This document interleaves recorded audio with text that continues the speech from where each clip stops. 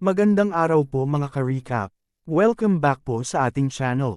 Ngayon po ay ating ipagpatuloy ang kwento ni Hunter Baphomet. Matapos nga na mahuli ni Song-on si Hunter Agatha ay agad na nila itong ininterrogate, gayon din ang lalaking nagdadala ng droga sa colony. Matapos ang interrogation kay Hunter Agatha ay agad na itong dinala sa kulungan, habang nagpapatuloy sa pagkuha ng impormasyon si Taeyang, ang lalaking D-rank hunter naman ay nasa interrogation room pa rin. Pero ang hindi nila inaasahan ay ang lalaking ito ay isang imposter pala. Unti-unting natatanggal ang balat niya at makikita ang drawing sa kamay niya na katulad sa papel na nasa kay Minwoo. Biglang may napakalakas na pagsabog sa loob ng building. Sino kaya ang lalaking ito at ano na ang nangyari sa kanila ni Taeyang? Bago mangyari ang pagsabog, papasok ng gusali si Song-on at iniisip ang sinabi ni Agatha sa kanya. Na kung siya daw ang nasa katayuan ng mga dating kasama ni Song-on, ay babangon ito sa hukay at papatayin siya. Binulong naman ni Song-on sa sarili na kung sakaling buhay nga sila, hahayaan niyang patayin siya ng mga dati niyang kasama. Bigla naman tumunog ang kanyang telepono, may tumatawag sa kanya at ito ay si Taeyang.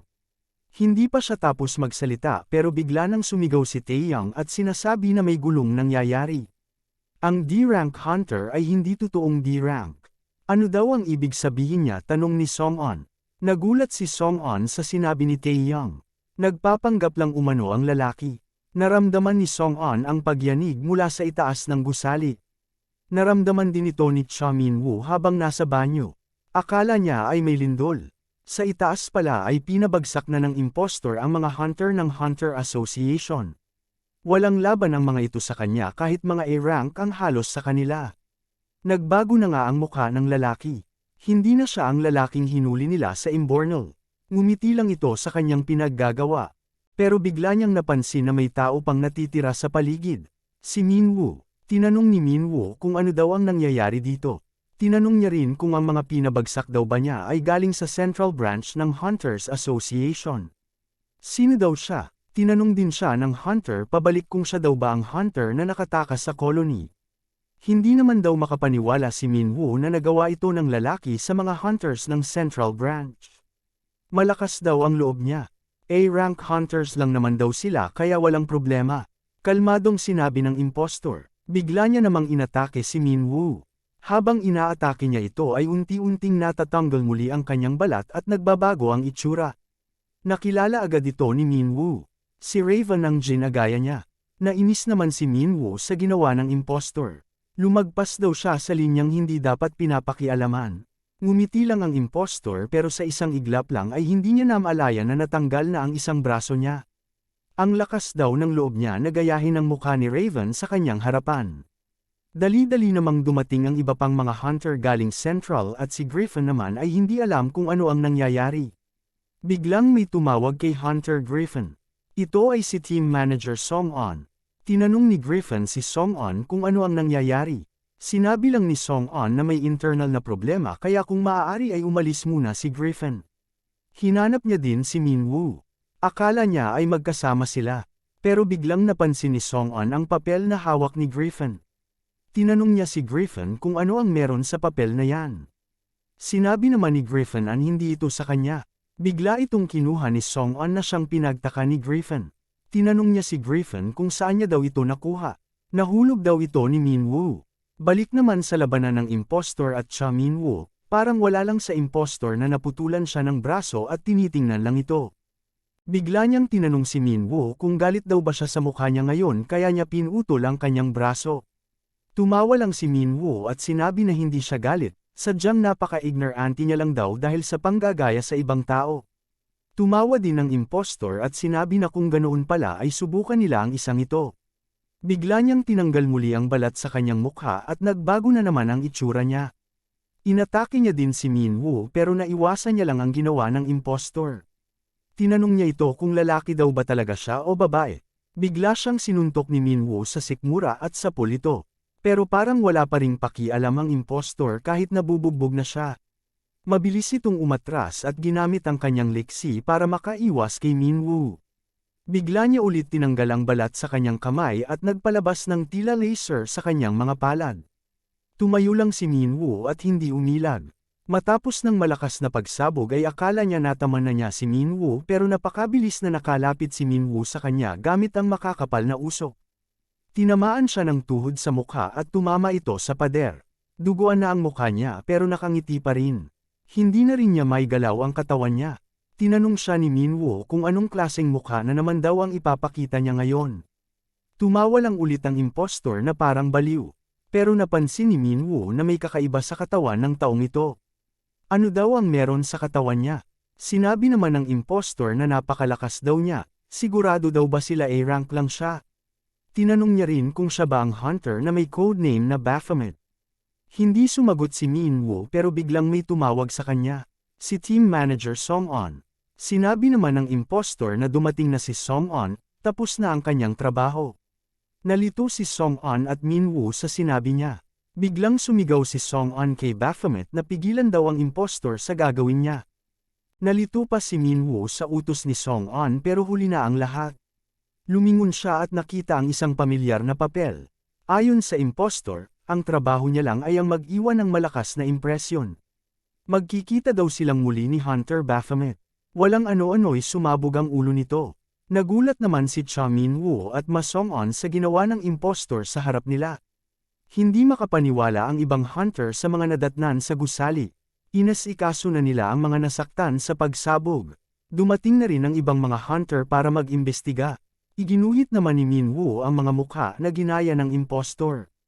Tinanong niya kung sapat na daw ba ito. Namangha naman ang doktor sa galing ng pagdrawing ni Minwoo. Nag-aral daw ba siya nito? Sinabi lang ni Minwoo na nang nasa tower pa siya, wala siyang magawa kung hindi ang mag-drawing habang wala siyang kalaban. Nalito naman ang doktor sa sinabi ni Minwoo. Binigay naman ito ni Song-on kay Taeyang at ipinahanap kung may magtutugma sa kanilang database. Hindi naman sigurado si Minwoo kung ano ang punto ng pag-iimbestiga nila sa kasong ito. Bakit naman daw tanong ng doktor? Napansin at naramdaman daw kasi niya na parang may kakaiba sa katawan ng impostor, parang damit lang daw ito. Sa tingin niya ay ang tunay na katawan ay nasa malayo. At sa huli din daw ay sinabi niya na magkikita silang muli. Tama daw siya saad ni Song-on, hindi daw nila basta-basta itatapon na lang ang kanilang buhay maliban kung hindi ito ang totoo nilang katawan. Inutusan naman ni Song-on ang doktor ay imbestigahan ang katawan. Nainis naman ang doktor dahil parang sobra-sobra na daw ito. Biglang umalis ang doktor at naiwan si Song-on at Minwoo. Nagkaroon ng sandaling katahimikan sa loob ng kwarto. Pero biglang may naalala si Minwoo na sasabihin kay Song-on. May tanong daw siya at sa tingin niya ay may kinalaman ito sa kanilang kaso. Pero napatigil si Minwoo dahil nawala daw ito sa kanya. Biglang inabot ni Song-on ang piraso ng papel at tinanong kung ito daw ba ang hinahanap niya. Nalito naman siya paano daw ito nahulog. Pero seryosong sinabi ni Song-on kay Minwoo na kailangan nilang mag-usap. Habang naglalakad ay ekenwento ni Song-on ang nangyari 8 taon na ang nakalipas. Isa siyang aktibong hunter at dati daw ay ginagamit niya ang kanyang talento para magkapera. Akala niya ang pagbuo ng relasyon sa mga tao ay luho lang. Pero may mga hunter na lumapit sa kanya. At ang mga hunter na yon ang nagturo sa kanya ng lahat. Tinuruan siyang makipag-ugnayan sa mga tao, magbasa ng emosyon, at magpakita ng malasakit. Sila daw ang mga hunter na nagturo sa kanya paano mamuhay na parang isang tao. Pero ang mga hunter na yon ay namatay mismo sa sarili niyang mga kamay. At dahil daw sa mga taong kalaban nila ngayon, pumasok sila sa isang tagong lugar. Makikita ang malalaking capsule sa loob. Nagmamasid naman si Minwoo sa paligid at napansin na parang nakita na niya ang mukha ng lalaki na nasa larawan. Ano daw ang lugar na ito? Tanong ni Minwoo. Ito daw ang lugar kung saan nilalagay ang mga records ng mga tower na na-clear. Ito rin daw ang lugar kung saan binibigyang karangalan ang mga namayapang hunter, mga items nila at iba pang bagay na kasama nila. Nakita naman daw niya siguro ang mga capsule, sa loob nito nakatago ang mga gamit nila. Bigla namang tinanong ni Minwoo kung ano ang tower sa harap nila. Pero nabigla siya nang sinabi ni Song-una na ito ay para sa Tower of Abyss. Nalilito pa si Minwoo. Sinabi ni Song-on, nakilala ang tower na ito kaya sigurado siyang narinig na rin ito ni Minwoo. Ito ang tower na napakaraming napatay na mga hunter. Ito rin ang tower kung saan namatay at na-clear ng pinakamalakas na hunter sa Korea na si Raven. Pero nakakapagtaka daw dahil hindi nila nakita ang katawan ni Raven. Walang libing na nangyari dahil walang natira sa kanya. Ang kanyang record lang ang walang laman. Nagtataka daw ang ibang tao kung sino kaya ang nagnakaw sa katawan ni Raven. Tinanong naman ni Minwoo kung ano ang kinalaman ng Tower of Abyss sa kwento ni Song-on. Ang dahilan daw kung bakit naging tao siya ng gobyerno ay dahil sa kanilang kalaban. Kung ordinaryong hunter ka lang daw ay mahihirapan kang makatagpo ng kaso na may kinalaman sa kanila. Kaya napagdesisyonan niyang magtrabaho sa gobyerno. Pero bilang tao ng gobyerno ay kailangan niyang gawin lahat ng iutos sa kanya. Nagsimula siya sa cleaning team. Naging spy din siya. Ito ang dahilan bakit tumaas ang posisyon niya. Leader ng Rogue, grupo kung saan tungkulin nila iligpit ang mga kriminal na mga hunter. Akala niya noon, ang paglabas ng mga tower ay walang kinalaman sa kanya hanggang sa lumabas ang Tower of Abyss. Ang mga tower daw ay bukas para hamonin ng mga hunter. Pero ang Tower of Abyss lang ang tanging tower na kailangan mo munang matumugma sa mga kondisyon para makapasok.